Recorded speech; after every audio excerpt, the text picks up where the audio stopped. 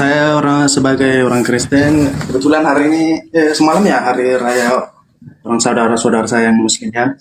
Saya mengucapkan mohon maaf lahir dan batin. Oke, untuk kali ini saya berani sih membantah pernyataan Bang Juma tadi itu. Bagaimana dengan dua-dua orang yang disampaikan bisa didengar Tuhannya kan gitu. Nah tadi Bang Juma bilang semua orang berdoa melalui perantara, misalnya seperti orang Buddha tadi lah, dia berdoa kepada ya, seperti patungnya lah gitu kan. Tapi yang mendengar itu adalah Tuhan. Kalau misalnya orang saudara Muslim bilang tetap Allah yang mendengarkan begitu. Nah, yang menjadi masalahnya di sini adalah Tuhan itu yang mana gitu. Jadi karena saudara Muslim itu bilang ya kami beriman ya Allah itu Tuhan gitu.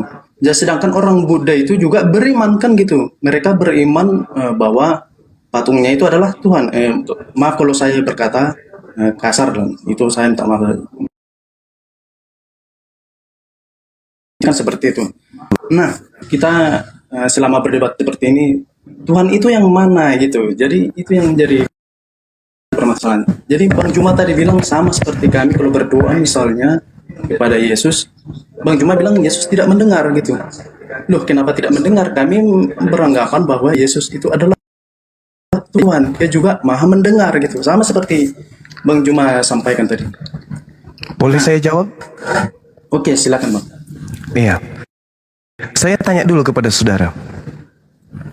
Ini jawaban untuk pertanyaan saudara. Jadi ilustrasinya sederhana. Apakah Anda percaya bahwa Tuhan itu satu? Karena ini kan pasti kembali lagi kan menjadi misalnya dijawab aja. Jawab aja, Bang. Jawab aja, Bang. Singkat aja, singkat aja. Apakah Anda percaya Tuhan itu satu? Iya, memang satu. Oke, apakah Anda percaya bahwa Tuhan itu yang berkuasa atas segala sesuatu yang ada di atas muka bumi ini? Iya, benar. Oke, bagus. Apakah Anda percaya pencipta langit dan bumi ini tidak diperanakkan dan tidak beranak? Nah, di situ dia masalahnya, makanya aku berani. Nah, ini di sini berarti penyakitnya di sini. Berarti penyakit Anda ada di bagian akal belakang sebelah kanan. Saya ulang pertanyaan. Apakah Tuhan pencipta langit dan bumi ini diperanakkan atau beranak? Nah, itu pasti Abang kembali mempertanyakan bahwa Yesus itu Tuhan. Bukan. Saya tidak membahas Tuhan Anda. Saya tidak sedang membahas Tuhan saya dan tidak membahas Tuhan siapapun di sini. Saya secara umum, global, sebagai manusia nih, saya menggeliti otak Anda nih. Apakah Anda percaya pencipta langit dan bumi itu tidak diperanakkan dan tidak beranak?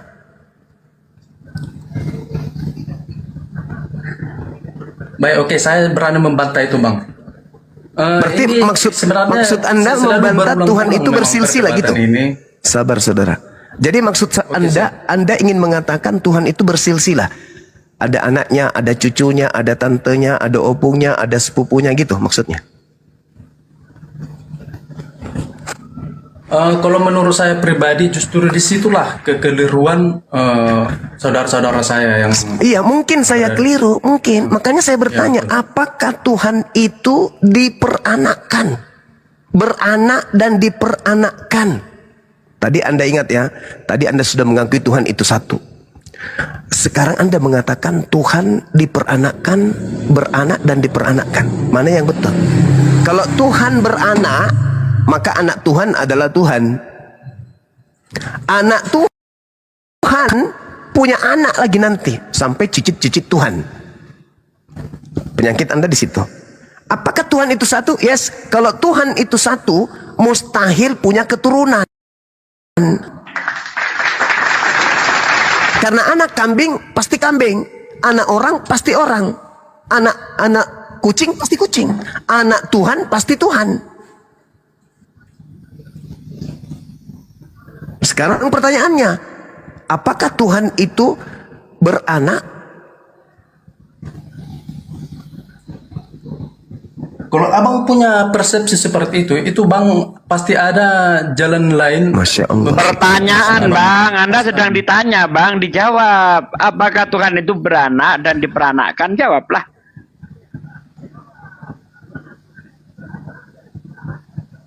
Di sini penyakit Anda nih. Agama pagan itu di situ tuh. Tuhan datang. Abang salah, pasti salah itu. Lah, Oke, kalau memang abang saya bertanya salah, di situ, kalau memang saya salah, Anda tinggal jawab Tuhan beranak. ini sebenarnya sudah berulang-ulang nih bang. Kalau abang Ya udah, pasti, saya ulang pertanyaannya. Apakah Tuhan itu beranak dan diperanakkan? Jawaban Anda? Toh, ganjel Abang toh, bertanya- macet kalau- toh. bertanya seperti itu. Nah, saya kembali ke persepsi konsisten pemikiran saya bahwa Tuhan bisa nggak jadi apa aja. Itu Tidak yang bisa menjadi- dong. Tuhan tidak bisa jadi apa aja. Oh, nah di situ dia masalahnya. Kalau abang bilang Oke. tidak bisa Tuhan Baik. bisa menjadi apa aja, berarti Baik. Anda meragukan keilahian Tuhan. Baik, Anda meragukan baik, kekuasaan Tuhan. baik, baik, Oke? baik, baik, baik. Di luar Tuhan, apakah Tuhan? Di luar Tuhan maksudnya gimana? Ya Tuhan itu sendiri kan gitu. Di luar Tuhan, apakah Tuhan?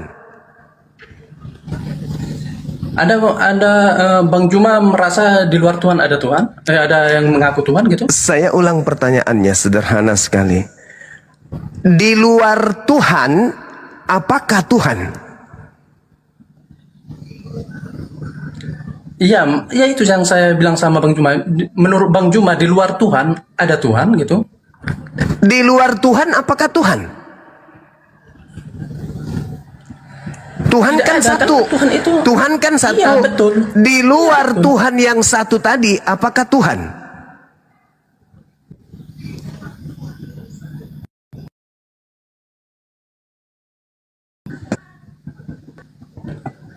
Enggak dong. Oke, baik Bang. Kebetulan yang saya bilang tadi Tuhan bisa jadi apa aja. Kalau Bang Juma Kok Tuhan bilang bisa tidak, jadi apa berarti aja? Kok bisa? Bang Juma Dia- tunggu dulu Bang tolong minta tolong saya menyelesaikan pernyataan saya dulu ya. Ya, silakan.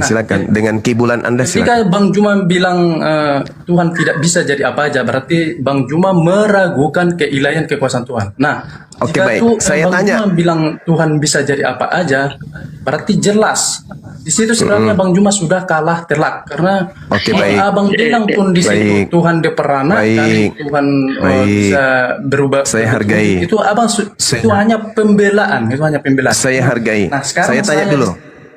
Saya tanya dulu. Coba Anda definisikan manusia. Manusia adalah Tuhan. Begini Bang, Atau ciptaan kita Tuhan? kalau berdebat itu harus dewasa Bang.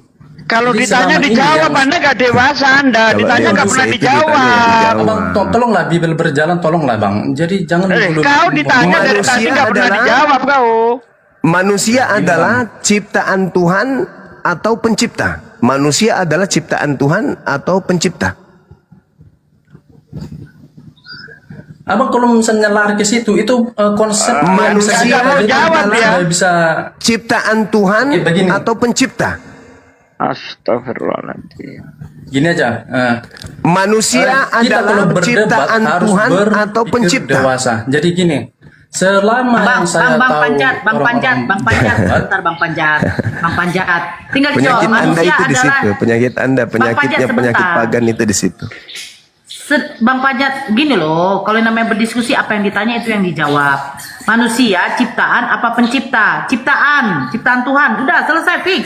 Gitu Nah, loh. itu orang waras tuh. Kalau orang penipu nggak bisa langsung begitu, karena dia harus nipu dulu. Ya, orang Mau punya mutar persepsi lidah kalau abang jangan harus bilang mutar lidah seperti kalau itu, penipu. Bang. Kalau penyesat itu Orang mutar kan lidah punya dulu supaya pikir, manusia ini punya tidak logika, kejidul jadi sebagai punya ciptaan. persepsi yang Kenapa? Karena berbeda Anda gitu. nanti akan menunjuk Tuhan itu menjadi manusia. Betul? Kenapa Anda melilit lidah? Karena Anda penyesat. Nanti ujung-ujungnya Tuhan jadi manusia tuh. Betul nggak? Betul tidak? Begini Bang, saya Betul. punya ini dulu. Betul tidak Anda Kasih ingin saya waktu menjual untuk Tuhan jadi menyampaikan manusia? statement dulu. Saya kan udah Selama orang tahu. berdebat, Saya udah tahu. Saya bertanya kepada Anda. Nanti Anda jelaskan. Endingnya nanti akan mengurai Tuhan Anda. Sabar. Apakah manusia itu pencipta atau ciptaan? Anda susah menyatakan kan? Karena Anda memiliki senjata tipuan yang nanti akan Anda jual. Ya kan? Sehingga otak Anda itu nggak boleh dipakai. Ketika membahas Tuhan, Kristen itu haram hukumnya pakai otak, pakai akal. Kenapa? Karena akal tidak akan sampai kepada ketuhanan yang dibangun oleh konsep Kristen. Karena konsep Kristen dalam bertuhan, pagan, pasti pagan. Manusia sama dengan ciptaan atau pencipta. Sederhana kan bagi akal? Manusia adalah ciptaan bagi akal. Tapi bagi orang yang tidak berakal, manusia bisa saja pencipta bagi yang tidak berakal. Makanya agama Anda itu tidak bisa dibahas dengan akal, tapi dengan akal-akalan bisa. Manusia, Oke, kasih Bang. saya Kasih tanya dulu. saya Bang menyampaikan Ya, oke, silakan. Manusia ciptaan atau pencipta? Jawab. Silakan Anda bicara. Persepsi Abang menanyakan manusia pencipta atau pencipta? Orang tinggal jawab aja kok, udah turunin lah, nggak mau jawab dia. Abang kalau mau menurun menurun Udah, kau nggak bisa diskusi kau. Oke, saya punya statement sendiri dulu. Udah, Saya turunin kita Nora, turunin berdebat. Nora. Udah nggak bisa diskusi dia, nggak bisa dia. Bikin emosi aja. Al-Quran saya mengatakan lebih jauh harusnya Anda malu dengan umat Islam ini. Umat Islam datang, tidak pernah kepada mereka kemudian diberikan kitabnya orang Yahudi. Tidak pernah umat Islam itu menumpuk kitabnya Yahudi di agamanya supaya dianggap benar. Nggak pernah. Harusnya Anda malu. Anda mengambil kitabnya Yahudi, menumpuknya menjadi satu bundel dengan kitab Anda. Tapi membahas tentang manusia ciptaan atau bukan atau pencipta aja Anda kaku. Kenapa? Al-Quran sudah menorehkan hal unabbiukum ala man tanazzalul syayatin. Maukah aku tunjukkan kepadamu kepada siapa setan itu turun? Setan itu turun kepada pembohong. Berarti untuk mendeteksi iblis itu mana, apakah di Islam atau di Anda, lihat pola Anda dalam beragama. Kalau yang terlontar dari lisan Anda itu kebohongan, berarti setannya bekerja di agama Anda. Lo sederhana kok. Tadi di awal kan saya katakan, ketika saya mengatakan, apakah Anda percaya Tuhan itu satu? Ya, percaya katanya. Tuhan itu satu. Yes, percaya Tuhan itu satu. Tapi bisa beranak, bisa bertelur. Pembohong, penipu. Dia mengatakan Tuhan satu, berarti dia nggak bisa lagi. Dia tidak bisa melahirkan. Jangankan melahirkan Tuhan yang lebih rendah dari dirinya, menciptakan atau menjadikan Tuhan menjadi kembarannya aja enggak. Karena Tuhan itu satu. Apalagi Tuhan jadi bayi. Menjadikan Tuhan menjadi kembar dua aja kagak bisa. Kenapa? Kalau dia menciptakan Tuhan yang kembar dengan dirinya, bukan satu lagi namanya. Makanya ditekankan di dalam pemahaman tauhid, Qul huwallahu ahad. Katakanlah wahai manusia, Tuhan itu satu. Jangan ada dua, apalagi tiga. Allahus samad. Tuhan tempat bergantungnya segala sesuatu. Jadi sembahan-sembahan kalian itu berupa teko, berupa gantungan kunci, kain horden, pelepah daun kurma, kemudian serpihan-serpihan piring pecah. Itu semuanya bergantung kepada Allah, bergantung kepada Tuhan pencipta langit dan bumi. Lam yalid wa lam yulad. Tuhan itu tidak beranak. Kalau Tuhan itu beranak, berarti ada komunitas Tuhan. Ada perkumpulan-perkumpulan Tuhan. Nanti Tuhan si A dari Bapak Tuhan yang satu melahirkan lagi. Nanti dia menciptakan ciptaannya sendiri. Perang dia. Yang itu ciptaan saya loh. Jangan kau klaim. Tuhan yang satu mengatakan, oh tidak, itu ya saya yang ciptakan itu. Akhirnya mereka push. Hom pimpang alaihum gambreng. Oh ternyata aku yang ciptakan. Kan udah aku bilang. Terus kemudian ciptaan yang satunya pada ribut. Bertengkar. Datanglah curhat kepada Tuhan yang lain. Tuhan yang benjol palanya. Ya, kenapa lu? Itu ciptaanku pada ribut tuh, pening aku. Kayak mana caranya? Ya udah kau ciptakan lagi nya Tuhan baru, kau beranak, biar Tuhan anakmu itu yang menciptakan yang lebih sempurna. Bisa kayak gitu rupanya. Yang Tuhan yang lain sombong. Wah, ketawanya paling besar. Ho ho ho ho ho ha ha ha ha ha. Wah, sombong dia. Wajar dia sombong, ciptaannya bagus-bagus semua kok. Mana yang bagus itu? Yang paling besar tuh. Perutnya tambun, matanya keluar, bibirnya tebal, kupingnya besar. Yang bom-bom itu, Tuhan yang mana yang ciptakan dia? Oh, itu dia tuh, Tuhan sama tuh. Oh gitu. Apa bisa kayak gitu? Nggak bisa. Itu mah dunia pembayangan. Lam yalid wa lam yulad. Tuhan itu tidak beranak. Tuhan tidak diperanakkan. Istilah anak Tuhan itu adalah hamba Tuhan. Kisah para Rasul 4 nomor 30. Walam yakul lahu kufuwan ahad. Dan tidak ada satu apapun, baik di langit maupun di bumi, yang setara dengan Tuhan. Kalau ada yang setara dengan Tuhan, bahaya itu. Ya itu tadi, kembali lagi. Tuhan tidak bersilsilah, Tuhan tidak beranak, tetapi ada yang setara dengannya. Ada persaingan. Wah, bahaya ini. Bahaya. Gerobak bakso aja tidak beranak, apalagi pencipta langit dan bumi. Ini bahaya kalau ada yang setara dengan Tuhan. Gimana tuh bang? Apa itu? Oh, dia mau naik lagi. Gak usah. Yang mana? Gak Yang usah, tadi? gak usah. Si Ya, Panjat. nggak usah, nanti setelah saya pamit ibadah kan udah wudhu, tinggal sholat, nanti Akhi Sugi yang lanjutkan atau yang lainnya. Males lah orang ditanya nggak pernah mau dijawab, ngapain dinaikin. Tugas kita merapikan saraf. Kita ini bengkel otak, Bang Akhi. Tugas kita memperbaiki otak. Yang masih bisa dilas. Itu Yang kayak masih gitu bisa suntik mati, bukan disembuhkan, disuntik mati. jangan. Nadinya masih berdenyut, masih.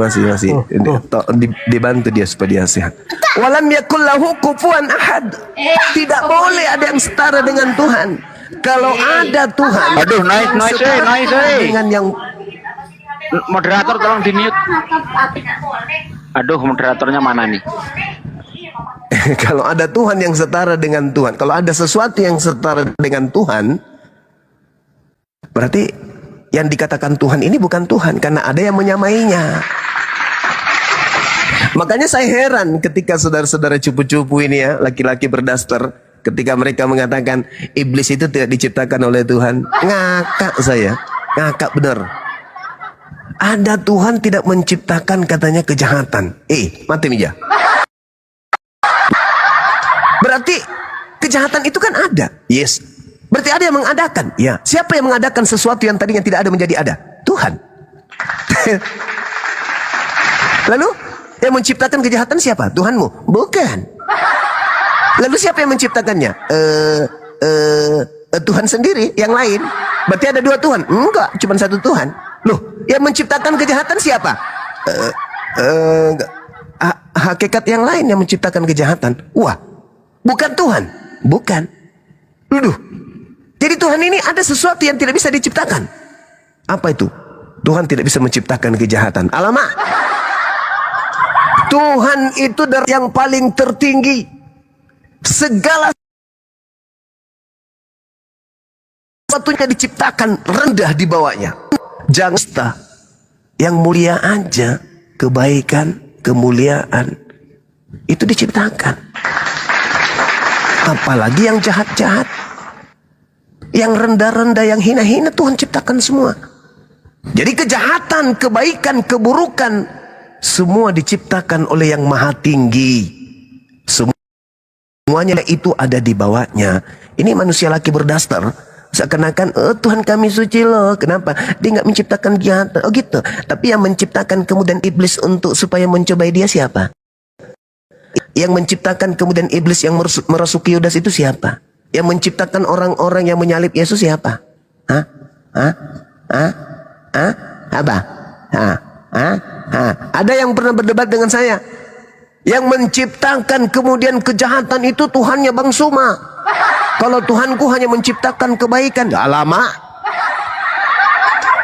Yang menciptakan iblis itu Tuhannya Bang Suma.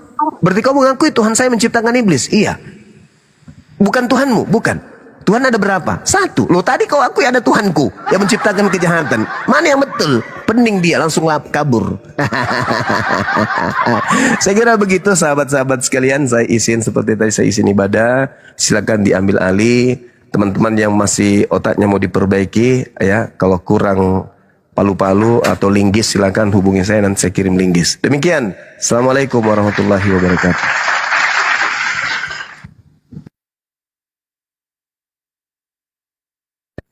Waalaikumsalam warahmatullahi wabarakatuh.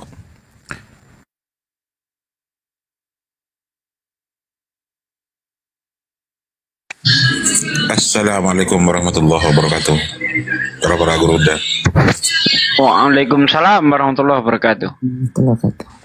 Minal aizin wal faizin. Mohon maaf lahir batin untuk semuanya. Gurunda, Juma, Ustaz Sugi. Ini siapa Bang. ini? Bang Erik.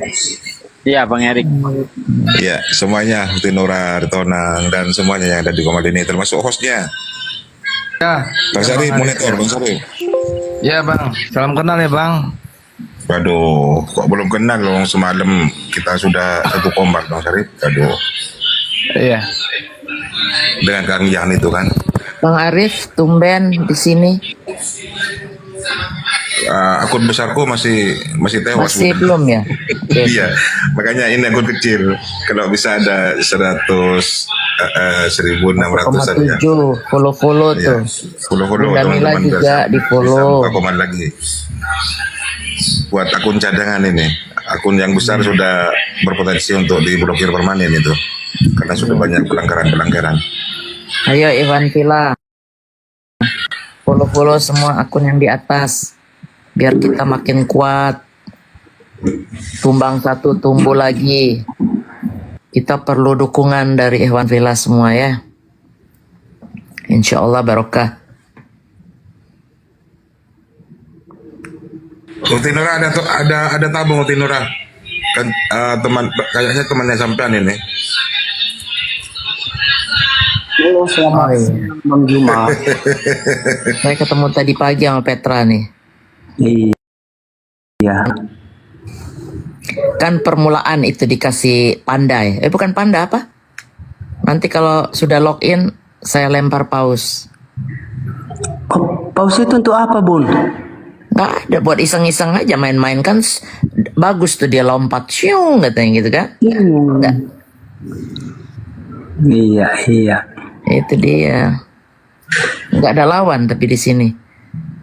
Terhitungnya nggak ada. Petra kan hutan nih Bunda. Iya. Tadi pagi saya ketemu dia, saya pikir dia muslim. Oke Petra, ketika Ya. ketika manusia hidup di dunia, ya, di dalam posisi ataupun keadaan tidak belum bisa menggunakan akalnya, belum berilmu. Nah tentu kita ketahui setiap firman yang keluar dari pencipta alam semesta itu adalah ilmu bagi kita manusia pribadi perseorangan. Dan begitu. Setiap yang keluar dari mulut Tuhan itu, perkataan Tuhan itu adalah firman yang dimana firman itu adalah ilmu dan ataupun dikatakan petunjuk bagi umat manusia masing-masing. Saya tanya, firman Tuhanmu apakah bermanfaat atau tidak bagi umat manusia? Baik itu dalam kehidupan dari sisi kesehatan, dari sisi agama, dari sisi sosial, berkehidupan, bertetangga dan lain sebagainya. Ada nggak Tuhan itu berfirman ada artinya berguna tidak bagi setiap manusia? Silakan. Iya, berguna lah. Terus Ya, contohnya apa saja yang diajarkan Tuhanmu terkait kepada dirimu sehingga kamu hidup di dunia itu menjadi orang yang benar. Silakan. Apa saja? pertama tentang keselamatan ya. Karena Tuhan itu memberikan kita keselamatan yang akan datang, kehidupan yang akan datang. Kalau kita beriman untuk kehidupan saat ini, maka iman kita itu adalah sia-sia. Yang perlu yang kita jalan kehidupan yang akan datang, seperti itu. Oh, jadi hanya sebatas keselamatan doang. Jadi kamu nggak diajarkan bagaimana kamu beradab, beretika, bersosial, bertetangga, bersahabat, berteman dan lain-lain, nggak diajarkan seperti itu. Nah, kalau kamu tidak diajarkan seperti itu, berarti kalian berak, kalian kencing boleh nggak di halaman orang? Silakan jawab. Nah, bukan tidak diajarkan, kan kamu sendiri yang mengatakan kan. Nah, kalau sudah diajarkan kita untuk mencapai kehidupan yang akan datang, secara otomatis kita adalah belajar tentang kehidupan sosial seperti itu. Nah, kan lebih tinggi kehidupan yang akan datang daripada. Iya, saya tanya, firmannya itu mana? Firmannya itu mana? Mengajarkan kita untuk beradab, berbuat baik. Itu mana? Firmannya itu mana? Itu yang kita butuhkan di sini. Oh gitu. Iya, jadi kebenaran, kan Tuhan itu mendatangkan kebenaran bagi kita umat manusia agar kita hidup benar di dalam kehidupan kita sehari-hari di muka bumi ini. Nah, itu firman, itu semua bersumber daripada firman Tuhan, karena tidak ada yang sia-sia sedikit pun yang keluar dari mulut Tuhan. Semuanya itu ilmu, semuanya itu ilmu. Ya. Kasihilah manusia sesamamu seperti dirimu sendiri. Itu hukum yang terutama. Oke. Terus bagaimana cara Anda ya, Anda melakukan aktivitas sehari-hari, Anda makan, Anda minum, Anda tidur, Anda kencing, Anda berak, ada nggak diajarkan, diatur oleh Tuhanmu? Itu yang saya tanyakan gitu. Ada nggak? Kalau di dalam Alkitab tidak harus cebok ya, pakai batu ya. Loh, kalau tidak diajarkan berarti bebas kalian melakukan apapun. Berarti kalian boleh kencing dan berak di halaman orang kalau gitu. Itu kan kalau seperti itu udah Ya, maksud saya begini, ilmumu berak di WC, kencing di kamar mandi, itu siapa yang mengajarkan? Seharusnya itu ada firman Tuhan. Karena kita manusia bukan binatang. Petra. Binatang itu bisa kencing sembarangan, bisa sembarangan, itu binatang. Nah, karena binatang itu tidak ada aturannya. Nah, sekarang kita manusia yang berakal, yang berakal ini, yang mampu berpikir, ya, yang kita ini adalah pakir daripada ilmu. Kita harus mengetahui bagaimana cara kita berkehidupan sehari-hari, beraktivitas sehari-hari. Yang kita jalankan ini adalah sesuatu yang benar. Tentunya itu bersumber dari firman Tuhan. Manakah firman Tuhan dalam Bible Anda mengajarkan Anda untuk berbuat baik, berbuat benar, sehingga Anda menjadi orang yang benar. Karena Tuhan itu menuntun kita. Tuhan yang menuntun kita. Nah, bagaimana caranya? Tentu dari siklus-siklus yang ada. Pertama Allah berfirman, lalu firman itu disampaikan kepada malaikat Jibril, lalu malaikat kepada para nabi kepada para sahabat kepada guru, alim ulama dan sebagainya. Nah, sampailah kepada kita ilmu tadi. Nah, pertanyaan saya, ada nggak seperti itu metode penyampaian ilmu dari Tuhan yang benar sampai ke kita? Ada nggak seperti itu? Silakan. Nah, seperti ini. Kan firman Tuhan mengatakan, kasihilah Tuhan Allahmu dan kasihilah manusia seperti dirimu sendiri. Nah, tidak ada hukum yang menantang itu. Nah, kalaupun kamu katakan ada nggak diatur tentang atau pipis di WC, Alkitab itu tidak membicarakan seperti itu, bro. Bukan seperti Al-Quranmu. Masa cebok harus diajari pakai batu? Nggak seperti itu kalau firman Tuhan. Nah, firman Tuhan itu adalah tentang keselamatan. Karena kita tidak bisa untuk meraih suatu keselamatan itu kalau dari diri kita sendiri. Nah, makanya Tuhan itu kan terang yang tidak terhampiri. Nah, saat ini terang yang terhampiri itu sudah datang. Makanya kita dapat meraih suatu terang itu. Seperti itu. Artinya di dalam ajaran kekristenan itu adalah yang terutama adalah suatu kehidupan yang akan datang. Nah, sekarang aku tanya, apakah namamu sudah tercatat di buku kehidupan kelak? Coba jawab. Jangan kemana-mana. Saya bertanya tentang firman Tuhan itu tidak ada yang tidak berguna, Bang, bagi manusia. Setiap perkataan Tuhan yang keluar dari mulut Tuhan itu tidak ada sedikit pun yang tidak berguna bagi manusia, karena Tuhan yang mengajarkan kita. Sama halnya dengan orang tua kita yang notabene dia adalah orang baik. Tentunya dia akan mengajarkan keseluruhan tentang kebenaran, bagaimana kita berpola hidup, bagaimana kita bertetangga, berteman, bergaul dengan yang lain. Terus kita bagaimana cara kita untuk bisa hidup sehat. Itu orang tua yang mengajarkan kita. Kan seperti itu. Begitu juga Tuhan. Semua ilmu yang didapatkan orang tua saya, mengajarkan saya tentang kebenaran, sumbernya semua itu daripada Tuhan yang benar. Karena firman Tuhan menyatakan kebenaran adalah tetap kebenaran, yang salah tetaplah salah. Nah, pola hidup tadi kita itulah yang diajarkan Tuhan kepada kita, bagaimana caranya supaya kita hidup sehat, bagaimana cara kita menyembah Tuhan yang benar. Itu Bang, ilmu itu sekarang yang saya tuntut di dalam pengajaran Anda. Ada tidak Bible Anda mengajarkan bagaimana cara Anda beraktivitas, berpola hidup, berkelakuan baik, beretikat baik, berhubungan baik dengan orang lain? Ada nggak di situ Bang? Nah, sekarang aku tanya. Ya, sekarang. Apakah kamu sudah berhadapan dengan Tuhan yang benar? Yang benar. Sudah. Seperti apa yang benar itu?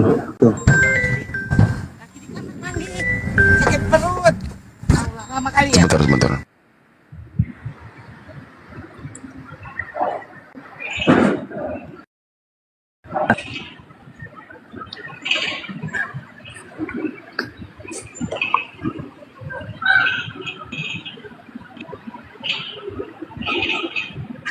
Bang Juma kemana nih?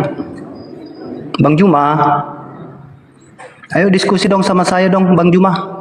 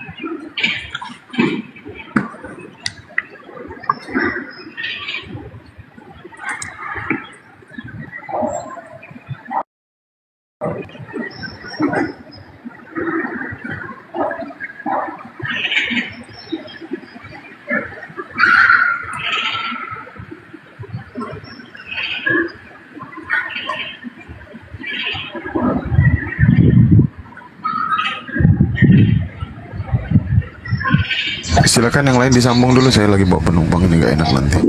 Izin orang. Oke, saya sama Bang Juma dulu. Bang Juma. Bang Zuma lagi ibadah, jangan diganggu. Beliau lagi ibadah, bentar lagi belum monitor. Ya mungkin siapa yang mau, Ustaz Arif, monggo Ustaz Arif. Assalamualaikum.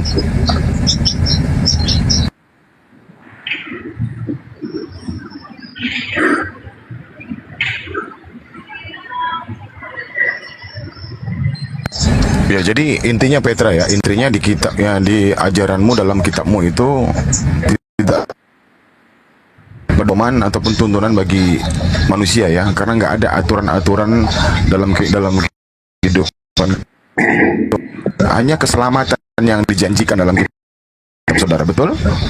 Iya. Ya, dalam hal mengasihi Tuhan, di situ juga tidak diberitakan bagaimana caranya mengasihi Tuhan. Justru kata Yesus, jika kau mengasihi aku, kau tidak akan bermaksud dan bertujuan untuk membunuhku, itu kata Yesus. Tapi di sini justru kalian meyakini dan harus Yesus itu mati sebagai tumbal dosa kalian. Di mana ajaran kasihnya kalau begitu? Sementara Yesus mengajarkan ajaran kasih. Kata Yesus di Yohanes 8, ketika ada orang Yahudi, Bani Israel yang hendak membunuh Yesus, karena apa? Karena firman yang Yesus sampaikan tidak masuk ke dalam hati mereka, sehingga mereka berusaha untuk membunuh Yesus, melenyapkan Yesus dari muka bumi, agar pengajaran Yesus tidak sampai tersebar luas dari kalangan Yahudi. Itu seperti itu. Kenapa? Karena mereka mengaku sebagai keturunan Abraham. Kalau kalian keturunan Abraham yang sebenar-benarnya adalah keturunan Abraham, di mana kalian harus mengikuti ajaran-ajaran Abraham, tentu kalian tidak akan hendak membunuhku. Tapi kalian ingin membunuhku, apa masalahnya? Oh, ternyata iblislah yang menjadi bapakmu. Iblis inilah yang menginginkan kematian Yesus, karena iblis tidak pas ini, Bu. Karena iblis tidak menyukai yang namanya kebenaran. Itu Petra. Iblis tidak menyukai yang namanya kebenaran. Setiap ada kebenaran pasti akan dihalangi. Seperti halnya dengan penyampaian dakwahnya Bang Zuma saban hari. Tapi kalian selalu menghalang-halangi Bang Zuma ini dakwahnya. Luar biasa. Para nabi juga seperti itu. Sehingga banyak dari kalangan Bani Israel, para nabi itu terbunuh oleh tangan-tangan orang Yahudi yang tidak mengenal Tuhannya, yang diperkenalkan para nabi tersebut. Ini sama-sama seperti Nah, Tuhan gini, yang bernama Yesus ini mati di tiang salib untuk menebus dosa. Di mana ajaran kasihnya? Itu yang paling penting saya tanya sama Anda. Silakan. Oke, sebentar ya. Sebelum saya menjawab tentang kematian Yesus Kristus, saya kan tadi bertanya, apakah abang itu sudah berhadapan dengan Tuhan yang benar? Itu sekarang pertanyaan saya. Tuhan yang benar itu benar. Anda tadi bertanya tentang di mana catatan kehidupan manusia kan gitu kan. Maka sebagai umat Islam kami menjawab bahwa catatan kehidupan manusia itu oleh Allah Subhanahu wa taala, semua makhluk ciptaannya itu sudah ada sejak bumi ini dibentuk dan kemudian diletakkan di berangkas, yaitu di Lauhul Mahfuz. Sama seperti Yesus, rohnya Yesus juga, catatannya Yesus juga ada di sana, ada di Lauhul Mahfuz. Maka kemudian setelah bumi dan langit ini terbentuk, maka kemudian semua amalan-amalan tentang cara hidup itu di dunia, kemudian Allah yang mengatur. Baik itu rezeki, kemudian kehidupan sosialnya, begitu. Termasuk si Yesus yang kemudian digantung, terkutuk di tiang salib. Itu sudah ada catatan seperti itu. Bertanya di Lauhul Mahfuz. Pertanyaan saya gini, apakah kalian itu sudah mengenal Tuhan yang benar itu, Sang Pencipta itu? Suaramu kok miru sekali, Petra. Halo. Host, dengar suaranya Petra, nyaring ya, host. Halo. Nyaring, iya, agak-agak nyaring banget. Halo. Nah, udah. Oke. Apakah kalian sudah mengenal Tuhan yang benar? Siapa sebenarnya Tuhan yang benar itu? Tuhan yang benar itu adalah Tuhan yang mempunyai sifat-sifat yang dia miliki, yang tersemat di dalam hakikatnya. Itu Tuhan yang benar. Ketika ada mukhalafatul hawadisi, tidak serupa dengan yang lain, maka kemudian Tuhan itu adalah Tuhan yang benar, yang tidak kemudian bisa berwujud sebagai manusia. Itu Tuhan yang benar. Oke, saya tambahkan sedikit. Tuhan yang benar itu adalah ketika akal manusia tidak menjadikan Tuhan ini termodifikasi, tidak menjadikan Tuhan ini terpecah belah, tidak menjadikan Tuhan ini menciptakan Tuhan yang lain. Itu Tuhan yang benar. Tuhan yang benar itu dikenalkan para nabi semuanya Esa.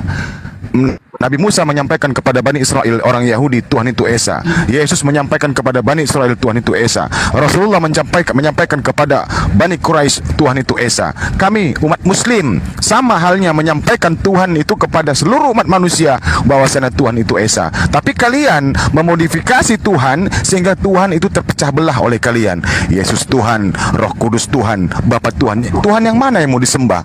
Jangan. Tuhan itu yang sebenarnya tidak membuat umat manusia bingung.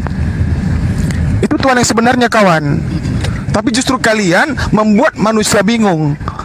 Tuhan banyak, ada 3. Yang mana yang disembah? Yang disembah Allah Bapa. Berarti Yesus bukan Tuhan. Tuhan juga bingung. Roh Kudus kenapa nggak disembah? Dia kan Tuhan. Ya, tapi harus disembah Bapa. Lalu apa fungsi Tuhan kalau Tuhan itu tidak untuk disembah? Bingung. Umat yang bingung itu adalah Kristen. Anda harus sadari itu, Petra. Hah? Sampai sekarang kamu jadi Kristen? Terserah kau. Monggo. Tanggapi. Oke. Dari tadi saya tanya, Tuhan yang benar itu seperti apa? Kamu belum menjawab di sini. Tuhan yang diperkenalkan para nabi. Tuhan tidak mungkin, kan sudah saya sampaikan, Tuhan itu tidak mungkin turun ke dunia. Tidak mungkin. Tuhan itu tidak mungkin datang menghampiri kita. Tidak mungkin. Karena itu mustahil baginya. Mustahil baginya. Tuhan itu maha besar. Tuhan itu maha besar, kawan. Kalau Anda analogi, kalau Anda hendak memasukkan bola kaki ke dalam sebuah botol, ya, botol apapun itu, baik itu botol minuman, botol tua, kamput dan sebagainya, nggak akan mampu. Kalau dipaksa, botol ini yang pecah. Oh, botol ini yang pecah, kawan. Jadi menurutmu kebesaran Tuhan itu, kamu nilai ini apa dari fisik?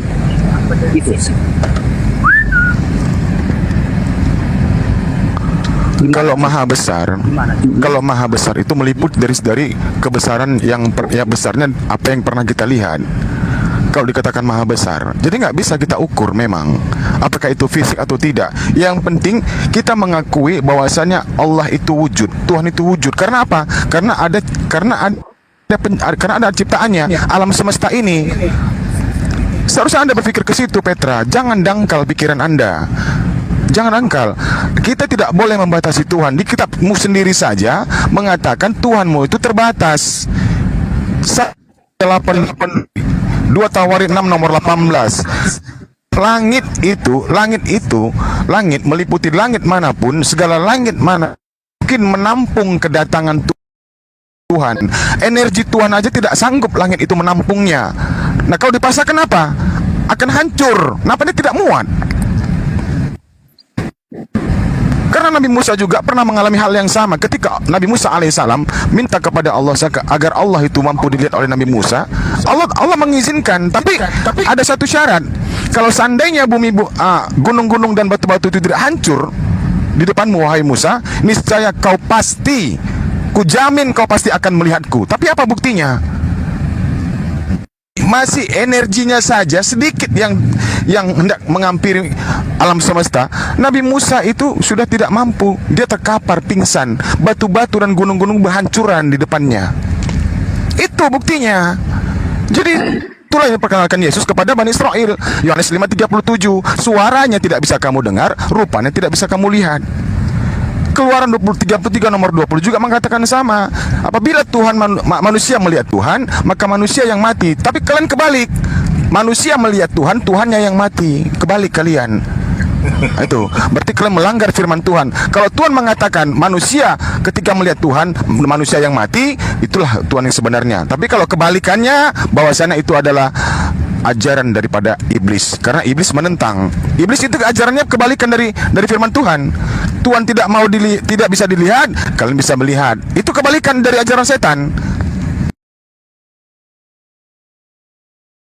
Tuhan melarang makan babi, kalian memerintahkan manusia untuk bersujud menyembah kepadanya, kalian jingkrak-jingkrak. Itu ajaran setan, kawan. Anda harus berpikir kemana akal Anda. Anda tahu kan, antara Tuhan dan setan ini berselisih. Anda tahu sendiri kan, berselisih. Jadi ajaran yang Anda ajarkan ialah perintah manusia, ajaran setan sumbernya. Makanya iblislah yang menjadi bapakmu, kata Yesus. Bapak tidak menginginkan anaknya mati di tiang salib secara terkutuk, tapi kalian menginginkan Yesus mati secara terkutuk. Itu ajaran iblis. Setan yang menjadi bapakmu, Petra. Lanjut. Oke. Kamu tadi menyinggung tentang Musa ya. Nah, sekarang kutanya, yang berfirman kepada Musa itu apakah Tuhan yang ada di Al-Quran? Silakan jawab. Silakan jawab. Oh tidak. Kami percaya apa yang tertulis dalam kitab saudara. Ya, kami percaya apa yang tertulis. Kami tidak mengimani kitabmu, karena kitabmu itu bukan berasal dari Tuhan yang benar. Itu saja. Nah, Tuhan Musa itu Yahweh loh, Yahweh. Bukan Allah. Bagaimana itu? Ya mungkin Ustaz Sugi bisa menambahkan, Ustaz Sugi. Nah, coba atau sama Juma gitu. Coba. Ustaz Sugi diturunkan mana Ustaz Sugi? Cari. Ustaz Sugi nggak ada, Ustaz Sugi nggak ada. Turun beliau. Lanjut Ustaz Arif, silakan. Atau Ustaz Abu. Assalamualaikum Ustaz Abu. Assalamualaikum warahmatullahi wabarakatuh. Waalaikumsalam. Minal aidin wal faizin. Ya, Wallahu minna wa minkum. Di bawah tolong tap layar ya. Yang di bawah tolong tap layar. Petra akan dijawab sama Ustaz Abu apa Ustaz Arif? Silakan, tafadhol. Ya, sebelumnya tetap layar teman-teman ya, tetap layar. Kemudian kalau ada logo oranye itu diisi absennya biar komalnya Bang Sarip Ubaidillah ini kokoh ya. Bang Sarip jangan nakal-nakal lagi ya. Ini Bang Sarip komalnya sudah ditetaki oleh Gurunda ya. Bang Sarip. Bang Arif. Bang Arif. Paham Bang Sarip ya. Paham. Ya, jadi Petra, kalau berbicara masalah ketuhanan, konsep ketuhanan, jadi para nabi itu mengajarkan satu Tuhan, Petra. Yesus pun juga seperti itu. Ketika Yesus ditanya, Yesus, Tuhanmu ada berapa? Ada satu. Di mana? Tidak kelihatan. Yohanes 5:37. Di Islam juga seperti itu. La tudrikuhul absor, Pertanyaan tidak saya, kelihatan. bentar, bro. Di dalam kitabnya Musa juga seperti itu. Hendak kau samakan dengan yang mana aku ini, kan seperti itu. Tidak ada yang besar kecuali aku. Di situ. Maka kemudian Kristen ini yang kemudian membentuk Tuhan-Tuhan lain, yaitu menuhankan Yesus yang asalnya adalah utusan dijadikan sebagai Tuhan. Itu atas konsili, bukan atas Alkitabiah. Itu Petra.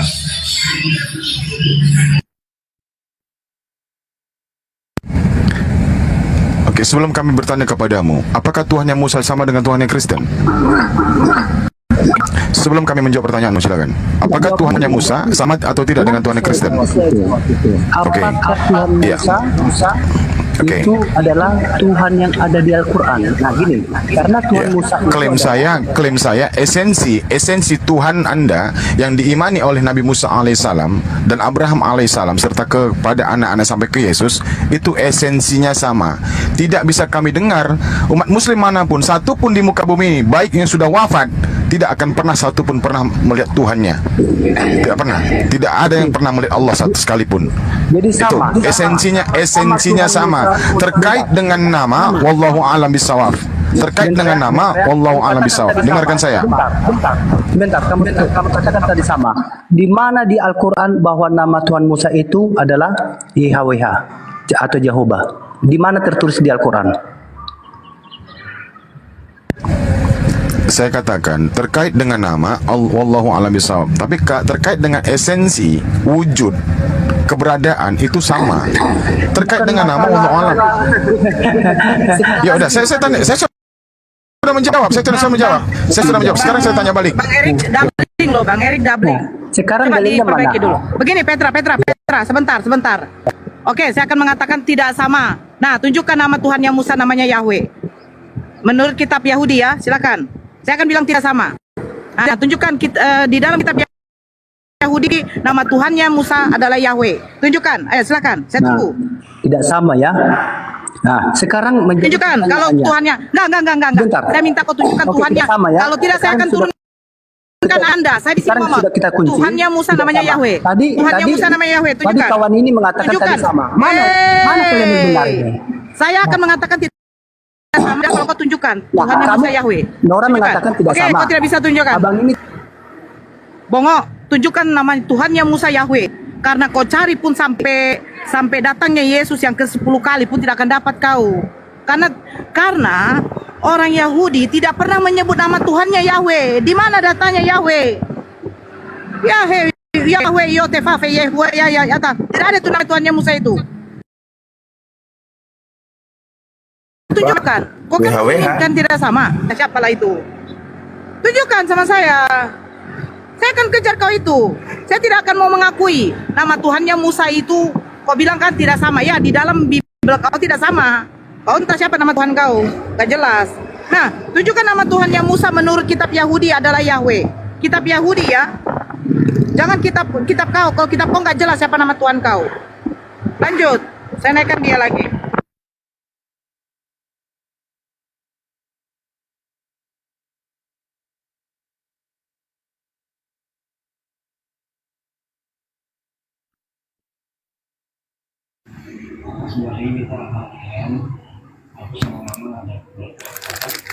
Ya host, disapa dulu. Saya di jalan.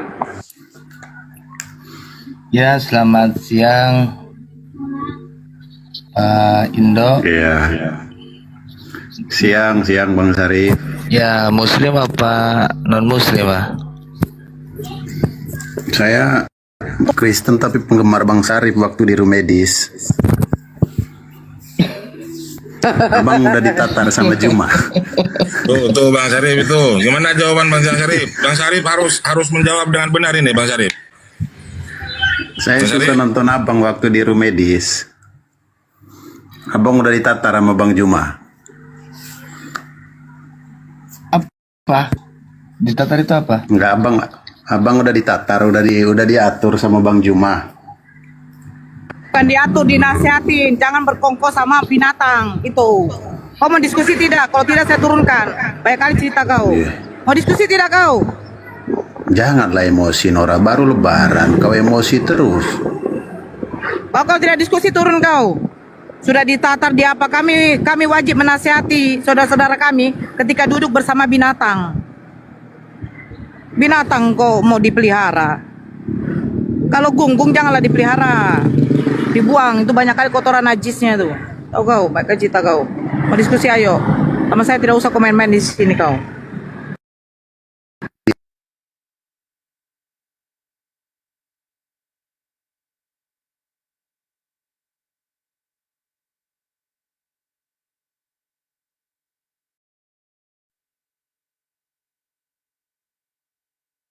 Siapa yang baru masuk, host?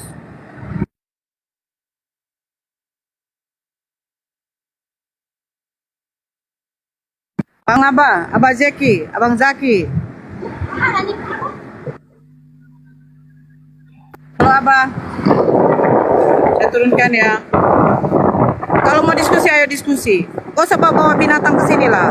Kok binatang mau dibawa ke sini?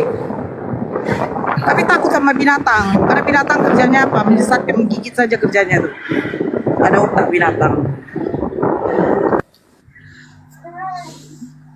Jangan emosi-emosi lah Nora, baik-baik aja. Kalau mau diskusi, ayo diskusi bang. Gak usah bawa binatang ke Iya. sini. Kami gak suka. Room ini Saya bukan kan room lagi binatang ngobrol bang, sama room Bang manusia bang. Sarif. Hostnya Kan tidak lagi ada ngobrol kompeten sama di sini Bang untuk Sarif. mengobrol. Dia hanya menyediakan komang. Saya di sini moderator. Saya diberi kuasa, sama seperti Yesus diberi kuasa. Saya bisa mengkau, Iya, Yesus saya tidak bisa kan lagi- mengkau. Itu saja. Saya kan lagi Mau diskusi tanya tidak, dia. Bang? Mau diskusi tidak bang? Kalau tidak saya turunkan. Jangan ada lagi yang naikkan dia. Nah, ulti. Mau diskusi bang? Lagi M kau. Bang abang mau diskusi tidak? Kalau mau diskusi ayo. Lagi men kau. Di sini ada Ustadz Abu. Kau lagi men. Ini forum Nggak diskusi, apa-apa. Bang Indo. Ini forum diskusi ini. Ih, Jangan. gimana Bang. diskusi orang mau Bang ngobrol Indo, aja nggak saya boleh. memang haid bang, karena saya perempuan. Bini kau kalau tidak haid dipertanyakan, siapa tahu ada penyakit. Nah itu, ya kalau Iya, bini kalau kau tidak haid aja ada jangan penyakit. jangan Ya mulut udah, kenapa atas kau juga singgung? jangan. Loh, kenapa kau singgung haid saya? Kenapa kau singgung? Iya mulut Bunda itu Maria kayak juga ini haid loh, loh. orang baru ngobrol aja kau udah emosi. Saya bilang di sini room diskusi bang, temanya Yesus bukan Iya, Tuhan. diskusi itu kan diskusi itu kan tidak? awalnya dari obrolan. Ya diskusi Bang, kan. udah, Diskusi nggak silakan. awal dari Bang, obrolan. bertanya. Hostnya itu kan sekarang sudah tobatan nasuha dia. Iya kan Bang Sarif ya? Bang Sarif? Sudah tobatan nasuha sampean. Bang Sarif? Ya bang. Ya, clear Jangan ya. disinggung lagi, jangan disinggung lagi, Ustaz. Jangan disinggung lagi. Oh turun ya. Sudah turun. Aman, nggak ada kan suaranya saya? Aman kan? Bang Sarif ini bukan tobat nasuha Cek. dia karena dia Suara saya aman, Bang. Nor. Cek. Bang Sarif ini bukan tobat nasuha dia karena diancam. Waduh, Bang Sarif, kau diancam Bang Sarif. Apakah selama ini Anda ada ancaman Bang Sarif? Jujur Bang Sarif. Gak ada Bang Arif, gak ada. Waduh, saya semalaman sudah bicara dengan Bang Sarif ini. Ada Kang Ian di situ, ada Blender. Siapa yang ngancam Bang Sarif? Dari pihak Kristen apa pihak Islam?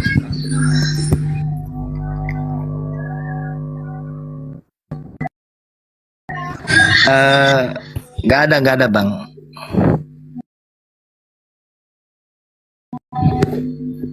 Cuma Itu bukan kereseng, paham? Ya.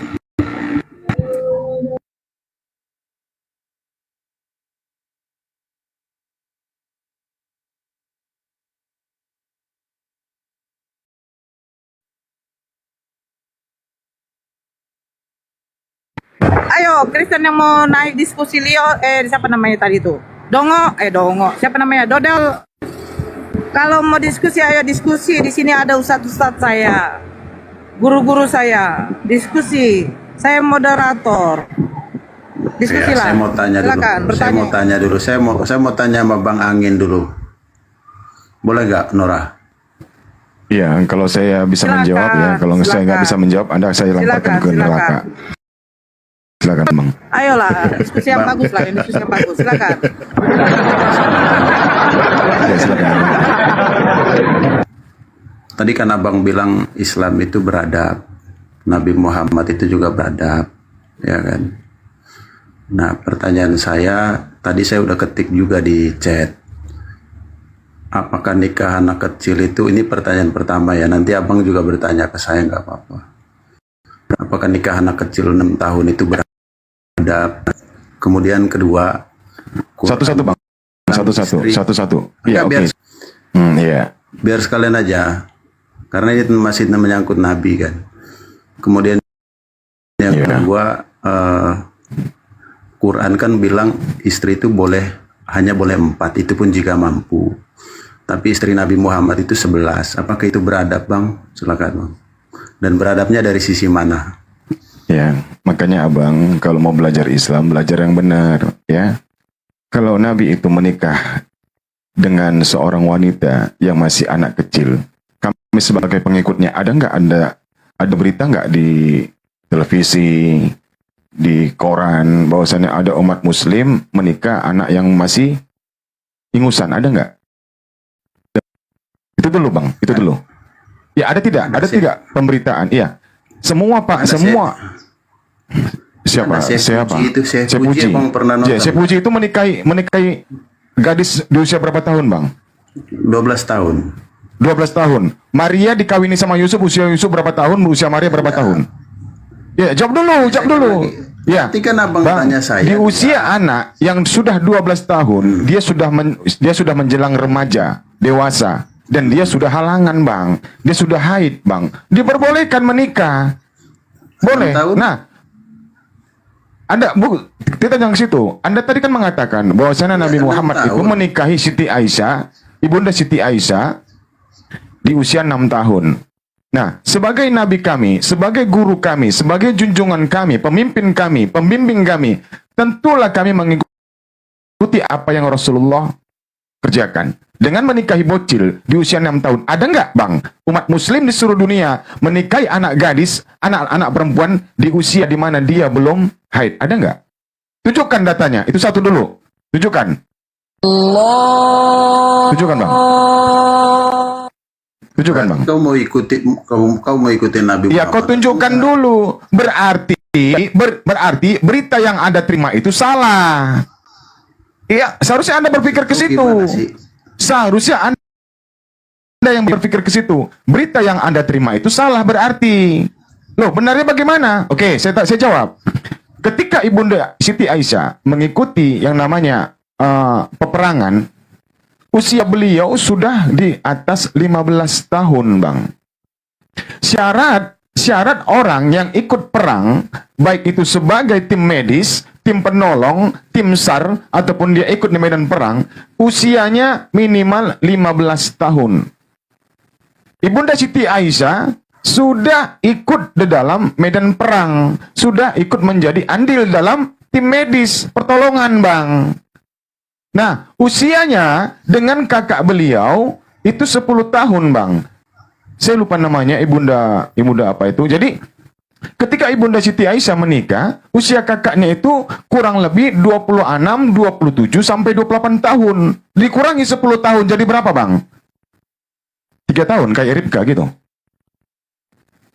Berapa? 26, 27, 28 dikurangi 10 tahun, berapa, Bang? Berarti itu, Bang. Semua hadis-hadis yang menerangkan itu. Loh, hadis itu datangnya dari manusia. Belum tentu hadis itu benar, Bang. Belum tentu. Makanya Abang kalau mau belajar yang benar, Bang. Bilang aja hadis, bilang hadis itu. Itu kami tolak. Itu kami tolak, Bang. Jelas itu kami tolak. Ya, udah ya cukup ya, kami tolak. Oke. Yang kedua, Rasulullah menikahi wanita sebanyak 11. Sementara perintah Allah. Hadisnya. Diam dulu, ganti. Iya, kami tolak itu karena tidak benar, tidak patut bagi kami, tidak cocok bagi kami menikahi anak yang masih ingusan. Karena itu bukan ajaran Nabi kami, jelas itu bukan ajaran Nabi kami. Bukhari Muslim itu salah. Sementara Nabi Muhammad datang ke dunia, bilang dulu. Bukhari hadis Muslim itu salah. yang menerangkan Erik, usia Nabi. Begini deh. Oke, kami terima. Siti Aisyah berumur 6 tahun. Pertanyaannya begini deh sama kau, ya. Nyimak Kau baik-baik. bantah dulu angin tadi, kau bantah dulu angin tadi Nora, bilang kau salah angin. Sebentar. Enggak, kau bantah dulu angin, bilang salah angin. Tidak, saya tidak bisa juga Jangan menyalahkan angin.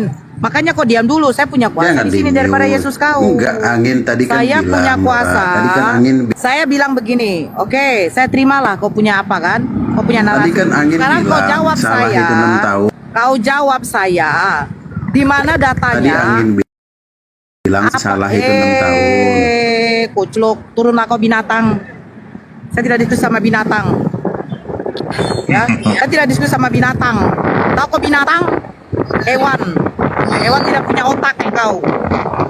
Dengarkan saya baik-baik. Kalau kau tetap ngotot Siti Aisyah berumur 6 tahun ketika dinikahi baginda Rasulullah. Apa Kecil, gemerosok suaranya. Ukti Nora, Ya. gemerosok, kecil suaranya. Apa tolak ukurnya? Ya, di mana data berapa tahun usia di zamannya baginda Rasulullah perempuan harus dinikahi? Kau tunjukkan dulu datanya. Ini Nora, sama seperti Indonesia. Di Indonesia Nora berumur 17 tahun mempunyai KTP baru boleh menikah. Nah itu pakai data, ya kan? Tapi kau jangan bawa ke hukum Indonesia. Nabi Muhammad bukan orang Indonesia, bro. Di mana datanya bahwa baginda Rasulullah menikahi Siti Aisyah harus berumur 12, 13, 14, bahkan data Arab, perempuan Arab menikah harus di atas umur 10 tahun. Di mana datanya? Kau tunjukkan sama saya. Kau Ribka saja berumur 3 tahun. Baik cita kau. Saya naikkan lagi kau. Mana datanya? Benar Bunda Nora ya, Masya Allah. Jadi izin ya guru-guru. Islam atau Al-Quran tidak pernah memberitakan atau menetapkan batas usia pernikahan bagi wanita. Yang ditetapkan adalah tanda-tanda ketika seseorang wanita itu telah balik, ditandai dengan keluarnya darah haid. Jadi persiapan secara mental maupun fisik itu yang sementara manusia di tiap zaman itu berbeda. Kita nggak usah jauh-jauh ya, 1400 tahun yang lalu nggak usah. Tahun 80-an aja kita lihat anak SMP wanita itu udah kayak ibu-ibu loh.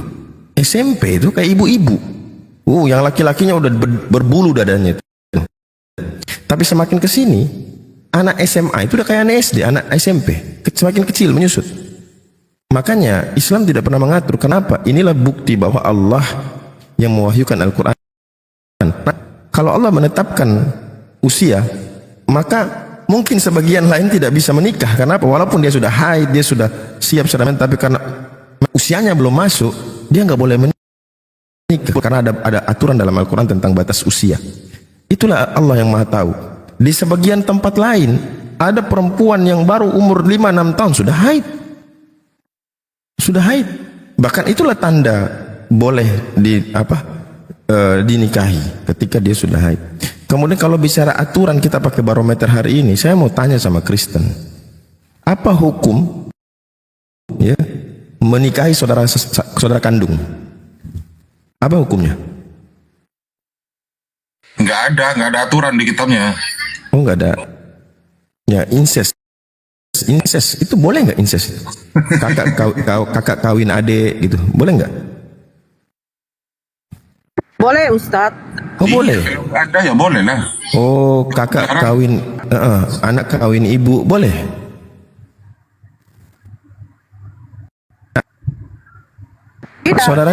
Saudara kandung boleh saling menikah.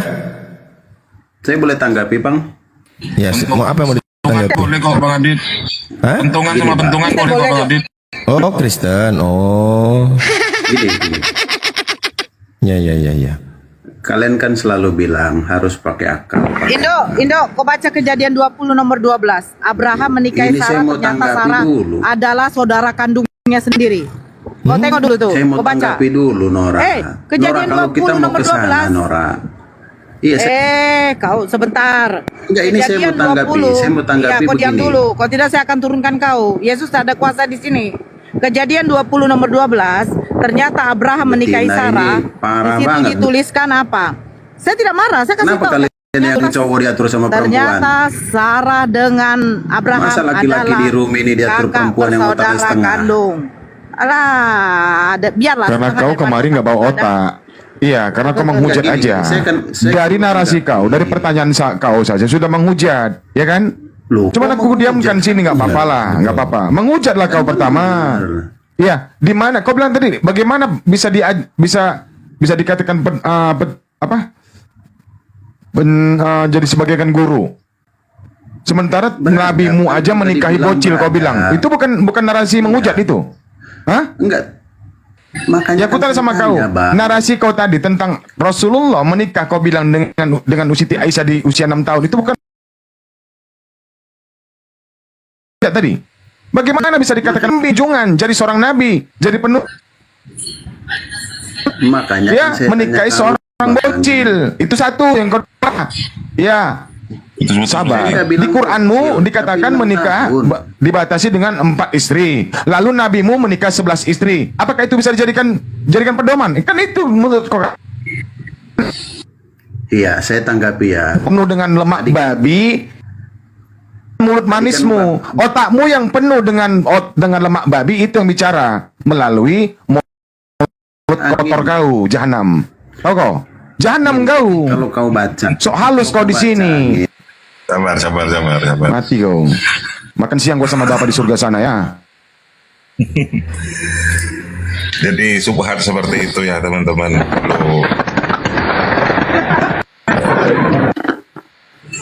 Jangan demi Bang Erik Nuis. Bang Erik Nuis. Iya. Ini teman-teman, ya. Jadi Kita baca istilah bocil pada zaman Nabi Muhammad itu tidak ada. Hanya muncul belakangan ya pada zaman modern ketika ada perdebatan seperti ini dan kemudian dijadikan sebagai subhat. Sayyidati Aisyah itu posisinya, statusnya mau umur 9 tahun, mau 15 tahun, mau 20 mau 18 tahun, yang penting sudah akil baligh. Makanya sebelum dinikahi oleh Nabi Muhammad SAW, Aisyah ini pernah dipinang oleh seorang laki-laki yang bernama Zubair. Itu artinya apa? Artinya bahwa Sayyidati Aisyah ini secara fisik sudah siap untuk dinikahi dan sudah baligh. Dan ayahnya pun tidak melarangnya. Sayyidina Abu Bakar tidak melarangnya kan. Dan orang-orang kafir Quraisy, orang Yahudi, orang Nasrani pada waktu itu tidak pernah mengatakan ketika berhadapan-hadapan dengan Nabi Muhammad, "Hai kamu yang menikahi bocil." Tidak ada seperti itu. Karena mereka itu tahu bahwa Sayyidati Aisyah itu sudah akil baligh. Begitu, itu yang pertama. Kemudian yang kedua, kenapa Nabi Muhammad itu berbeda dengan apa yang dinarasikan di dalam Al-Quran tentang masna wa sulasa wa ruba. Sementara Nabi Muhammad istrinya 11. Ini Nabi Muhammad ini punya kekhususan yang diberikan oleh Allah Subhanahu wa Ta'ala. Berat sebenarnya sebagai seorang Nabi itu. Jadi istri-istri Nabi itu pada umumnya adalah duda-duda semua. Dan umurnya di atas umur Nabi Muhammad semuanya. Hanya Siti Aisyah ini yang kemudian dijadikan sebagai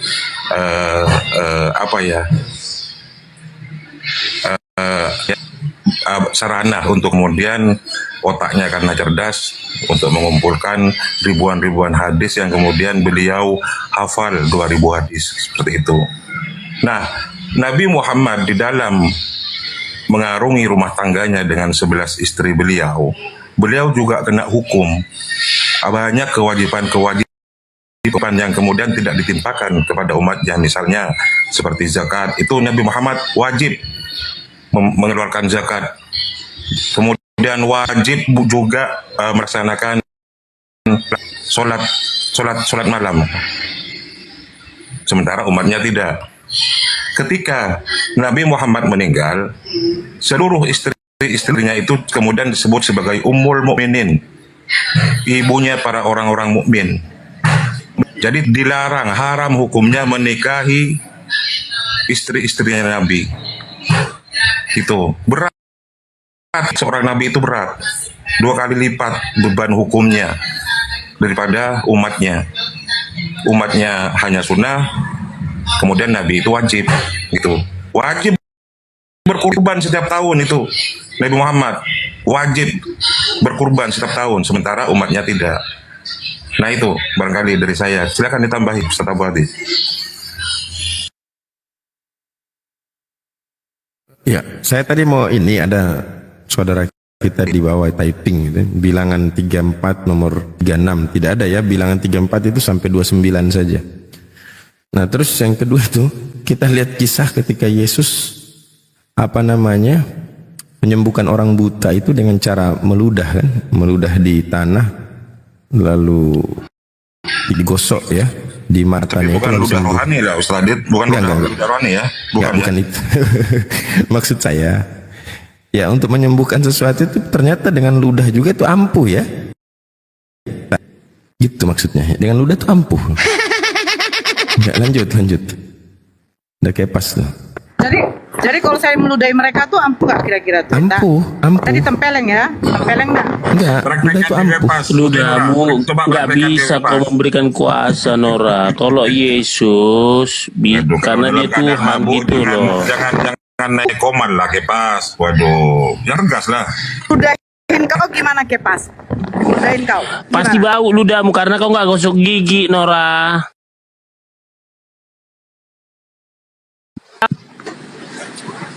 Tidak makan lemak bungkung lah. Tetap bau. Ilmu kedokteran mengatakan kalau kita 1 jam aja pasti bau, apalagi udah. Lebih bau mana? Kalau saya tidak sikat gigi 1 tahun daripada kau yang tidak bersunat itu, gimana tuh baunya itu? Hah? Apa sunat? Coba dulu kata Edis di Al-Quran itu di mana? Katanya Al-Quran adalah sempurna, menjelaskan segala hal. Coba kata Edis TV. Edis TV bukan. Jangan gini loh. Di YouTube saya dengar banyak juga dia banyak meluruskan gitu loh. Jadi gini, sunat kan tadi kan Nora kan bilang sunat. Nah, saya memang belum sunat. Memang saya mau sunat. Karena saya udah ke rumah sakit Pak Mawati nih. Kitab yang kami imani itu adalah Al-Quran. Bahasanya bahasa Arab. Nah, sementara kita orang Indonesia. Jadi setiap kata per kata yang tidak bisa kita pahami secara baik, maka kita butuh tafsir. Kalau terkait kepada orang Arab itu sendiri, yang adalah yang mereka mempunyai bahasa yang sama dengan Al-Quran, mereka nggak butuh tafsir. Kita umat Muslim yang berada di Indonesia, di luar dari bangsa Arab, kita butuh tafsir Kepas. Makanya otak dipakai. Saya tanya, makanya milah itu kalau ditafsirkan adalah ajaran Abraham, di mana Nabi Ibrahim pernah diperintahkan oleh Allah untuk bersunat. Jadi sebagai kita anak-anaknya Nabi Ibrahim, cucu-cucunya Nabi Ibrahim, pengikutnya Nabi Ibrahim, wajib kita ikut dengan ajaran Nabi Ibrahim. Millata Ibrahim hanifa wa ma kana minal musyrikin. Karena beliau bukanlah termasuk golongan orang-orang musyrik, memperserikatkan Tuhan, menyekutukan Tuhan, memecah belah Tuhan seperti kalian Kristen. Silakan. Oke, saya mau tanya Kepas. Bible itu sempurna nggak? Nggak sempurna, nggak menjelaskan segala hal, nggak sempurna. Tidak sempurna dia. Karena nggak ada di dalam Bible buat martabak, buat donat, nggak ada.